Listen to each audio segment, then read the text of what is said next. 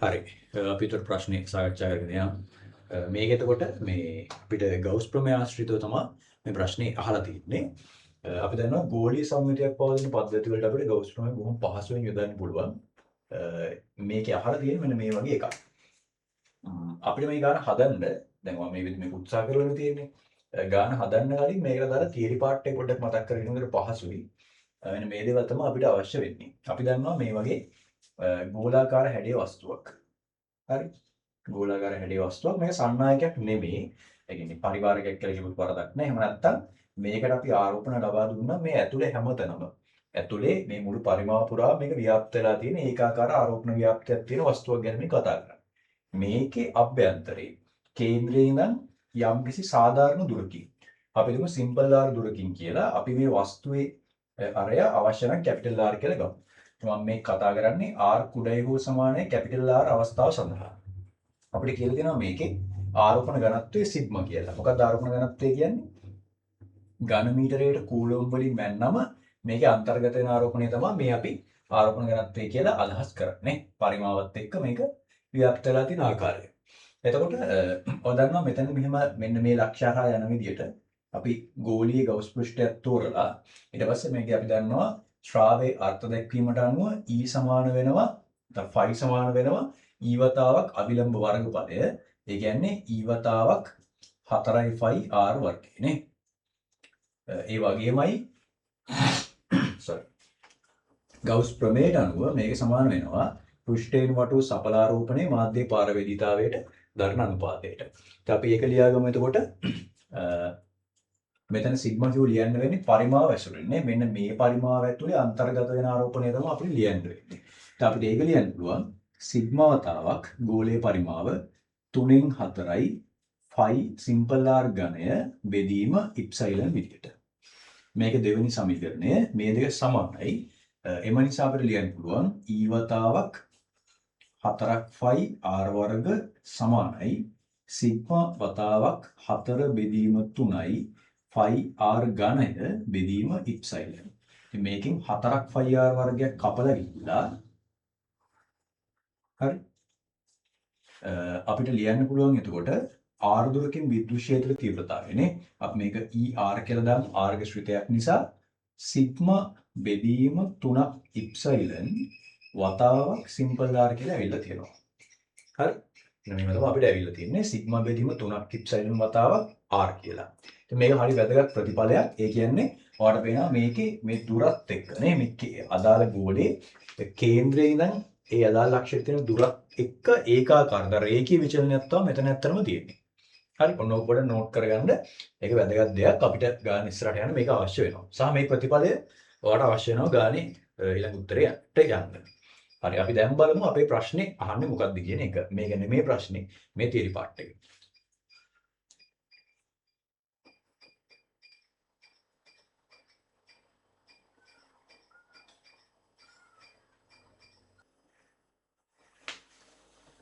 හරි. මේකේ අහලා තියෙන අපෙන් මෙන්න මේ වගේ ගෝලයක් තියෙනවා. ඒ ගෝලය සම්පූර්ණයෙන් ඝන ගෝලයක්. ඒකෙන් තවත් කුඩා ගෝල කොටසක් අයින් කරලා තියෙනවා මේ විදිහට. හරි. මේ ගෝලයේ ඉඳන් මෙයා කේන්ද්‍රයට තියෙන දුර B විදිහට දීලා තියෙනවා. අයින් කරපු ගෝලය ආරේ C විදිහට දීලා තියෙනවා. ඊටු කොටස ආරෝපණ අන්තර්ගත වෙලා තියෙනවා. එහෙනම් දැන් සම්පූර්ණ ගෝලයක්ම නෑ. ඒකෙන් පොඩි කුහර කෑල්ලක් අයින් කරලා ඉතිරි ආරෝපණ කොටස විතරයි තියෙන්නේ. හරි.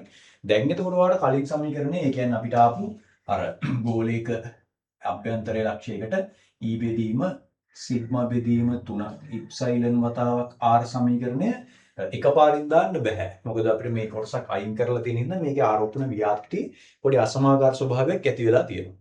සහ අහලා තියෙන්නේ මෙන්න මේ ගෝලයේ ඇතුළේ යම් ලක්ෂයකට. හරි. එතකොට මෙන්න මේ වැඩක් අපිට කරන්න පුළුවන්. මෙතන අපිට අදිස්ථාපන මූලධර්ම පාවිච්චි කරන්න පුළුවන්. හැබැයි දාශික ආකාරයට. ඒක වෙන්න මෙහෙමයි. මෙතනදී මෙන්න මේ ගෝලයේ ප්‍රතිඵල වෙන්නේ සම්පූර්ණ ගෝලය. ඒ කියන්නේ මුකුත් අයින් කරන්න නැතුව තියෙන මේ ගෝලයෙන් මම මේ විදිහට දාන්නම්. මෙන්න මේ ගෝල කොටසනේ. ඔන්න ඕක අඩු වුණාමනේ. හරි.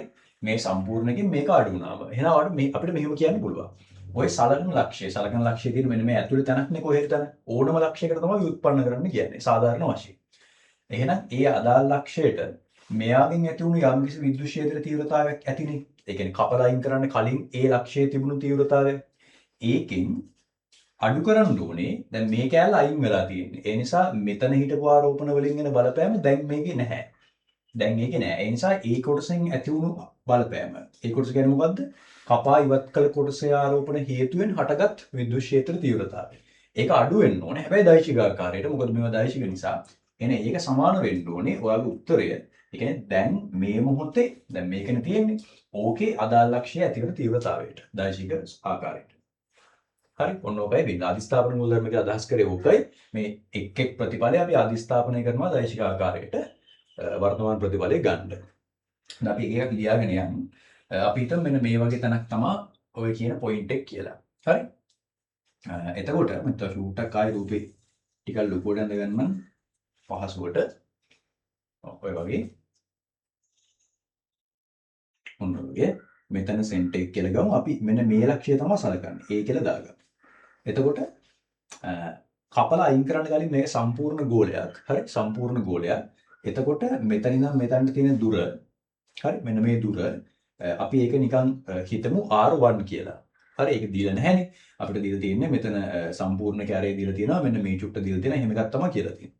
හරි. ඒතර ඒ නිසා අපි මේක R1 කියලා ගමු. හරි. ඒතර බලන්න මට E1 එක ලියන්න පුළුවන් මේ සමීකරණ ඇසුරින්. දැන් මේක පාවිච්චි කරන්න පුළුවන් සම්පූර්ණ ගෝලයේ තියෙනකොට ප්‍රශ්නයක් නැහැ. E1 මේක ඇසුරින් ලියන්න පුළුවන් සිග්මා බෙදීම 3ක් ඉප්සයිලන් වතාවක් R1 කියලා. හරි R1 කියන්නේ මැදේ අදාළ ගෝලයේ කේන්ද්‍රය සිට මෙතනට තියෙන දුර. ඊළඟට E2 එක ලියන්න පුළුවන් ඒ විදිහටම සිග්මා බෙදීම 3ක් ඉප්සයිලන් මම දැන් සලකන්නේ මෙන්න මේ කුඩා ගෝල කොටසින්ද ඒ ලක්ෂයට ඇති වුණු තීව්‍රතාවය. කුඩා ගෝල කොටසේ කේන්ද්‍රයේ තියෙන මෙතනනේ.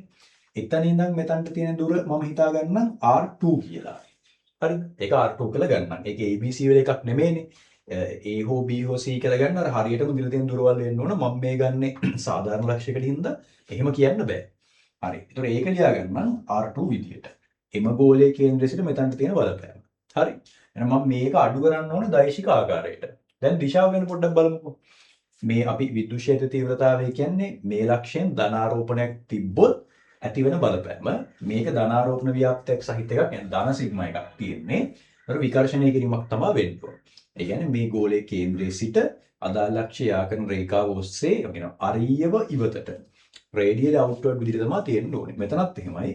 මේ ගෝලයේ කේන්ද්‍රයේ සිට අරීය ඉවතට තමයි බලය යොමු වෙන්න ඕනේ. මම මේ ඊතර වලින් ඔයාලට පෙන්නලා තියෙන්නේ ඒ එක් ක්ෂේත්‍ර තීව්‍රතාවයේ දිශාව. හරි. එහෙනම් මෙන්න මේ දෛශිකය. මේකනේ දෛශිකය. ඕකෙන් මෙන්න මේ දෛශිකය අඩු වෙන්න ඕනේ. මේ දෛශිකයෙන් මේ දෛශිකය අඩු වෙන්න ඕනේ. හරි. අපි ඒකට දෛශික ත්‍රිකෝණයක් ගහමු. මොකද මේවා එකම දිශාවට තියෙන දෛශික නෙමෙයි. හින්දා දෛශික ත්‍රිකෝණකින් තමයි උත්තරේට අපිට යන්න වෙන්නේ. ඒතර බලන්න දෛශික ත්‍රිකෝණෙ වදිනකොට හරි වැදගත් දෙයක් වෙනවා. මම මෙතන අදින්නම්. මේ තියෙන්නේ අපේ E1 දෛශිකය. මේක ඒකෙන් අඩු වෙන්න ඕනේ. මෙන්න මේ දෛශිකය. එතකොට මේක වදන්නවා දෛශික අඩු වෙනකොට අපි අඩු වෙන දෛශිකයේ දිශාව මාරු කිරීමක් කරලා ඒක එකතු කිරීමකට හරවනවා නේ. ඒත් දැනට තියෙන්නේ මේ පැත්තට ඒක මෙන්න මේ පැත්තට හැරෙනවා. මේක ඍණ E2 විදියට එනවා. හරි. එහෙනම් ඔයාලට පේනවා මේවයේ සම්ප්‍රයුක්තය. හරි. මේවයේ සම්ප්‍රයුක්තය අපිට ලැබෙනවා. මෙන්න මේ දෛශිකයෙන්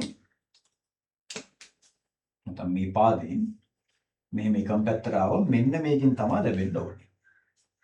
හරි. ඕකෙන් ලැබෙන්න ඕනේ. ඒක තමයි මෙන්න මේ මෙතන අපි හොයන එක. අපේ උත්තරේ ඕක. හරි. එතකොට අපි වැඩේ හරියට කරා මෙන්න මේ පාදේ දිග හොයාගත්තා නම් වැඩේ හරි. දෙක හොයාගන්න ඔයාලට ඔය පරණ දැනුම පාවිච්චි කරන්න පුළුවන්. හැබැයි ගානේ ට්‍රික් එක තියෙන්නේ ඔන්න ඔතන. ඔයා මේ වෙනකන් ටික ඇත්තටම තේරුම් ගත්තා නම් ඔයා හොඳයි. ඔයා සෑහෙන අවබෝධයෙන් වැඩේ කරලා තියෙනවා. ගානේ ට්‍රික් එක තියෙන්නේ මෙන්න මෙතන.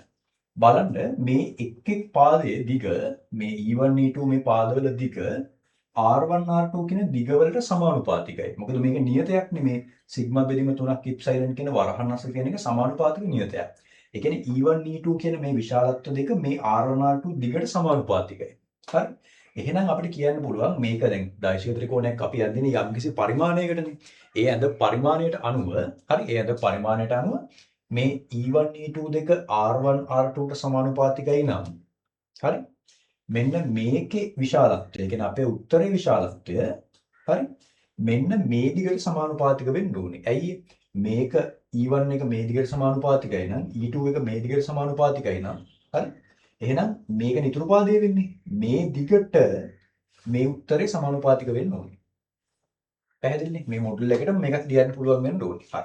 එහෙනම් බලන්න හරිද මෙහෙම ලියුවොත් කියලා. එහෙනම් අපි හොයන උත්තරේ සමානුපාතික නියතයේ සිග්මා බෙදීම 3ක් ඉප්සයිලන්නේ.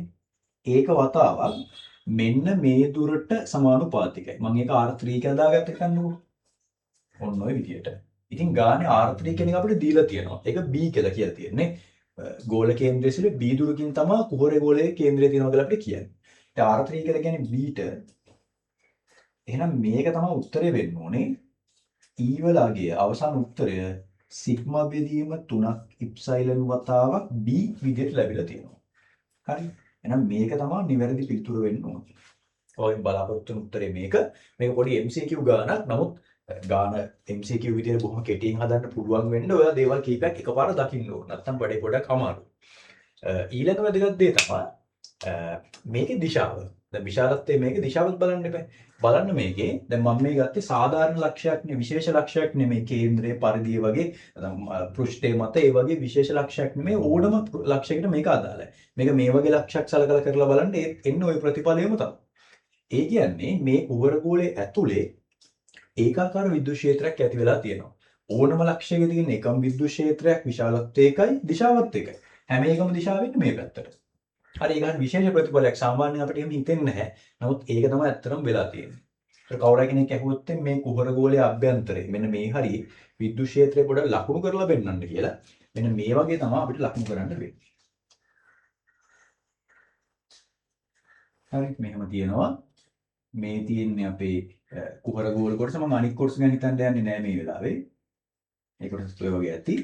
කුහර ගෝලයේ ඇතුලේ විද්‍යුත් ක්ෂේත්‍රය මෙන්න මේ වගේ තියෙනවා. කොතනින් ගත්තත් එකම විශාලත්වය එකම පැත්තට. මෙන්න මේ පැත්තට තියෙනවා.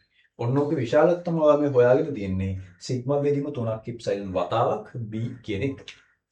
පැහැදිලිද? හරි. හරි. අවසාන වශයෙන් තව පොඩි දෙයක් කියන්නම්. මේක MCQ ගානක් විතර හදනකොට ඔයාට මේ දේ අවබෝධ වුණොත් ඉතාම හොඳයි. ඒ කියන්නේ ඔයා ගානේ ගන්න තියෙන දේ සම්පූර්ණයෙන්ම අවබෝධ කරගන්න තියෙනවා. හොඳයි. ඇත්තටම හොඳයි. නමුත් ඔයාට විභාගෙදි ගානක් විතර හදනකොට වෙලාව පුළුවන් තරම් අවම කරගන්න එපා මේවට හිතන්න යන වෙලාව. එතකොට මේකේ ඕනෑම ලක්ෂයකට අහලා තියෙනවා කියලා කියන්නේ ඕනම ලක්ෂයකට එකම උත්තරයක් එනවා කියන එකනේ. ඒකනේ හිම අහලා තියෙන්නේ. එහෙනම් ඒ වගේ වෙලාවක ඔයාට පහසුම ලක්ෂයට ගාන හදන එක තමයි හොඳම දේ. මේකට මෙන්න එකම උත්තරේ න සාධාරණ එකට දාගෙන ඔප්පු වෙන්න අවශ්‍යම නැහැ. ගෙදර ඇවිල්ලා එහෙම බලන්න. ඔයාට පුළුවන් ලේසිම ලක්ෂයට මේක හදන්න. ලේසිම ලක්ෂය තමයි මෙන්න මෙතන කේන්ද්‍රය. හරි. එතනට හැදුවා නම් මේ උත්තරේ ඉතා පහසුවෙන් ගන්න පුළුවන්. ඒ නිසා එකක් පොඩක් නෝට් කරනවා. MCQ ගානක් විදිහට හදද්දී ඒ වගේ පොයින්ට් ගැන අවබෝධයෙන් ගාන හදන්න ඔයාලට වෙලාව තුරු කරගන්න පුළුවන්.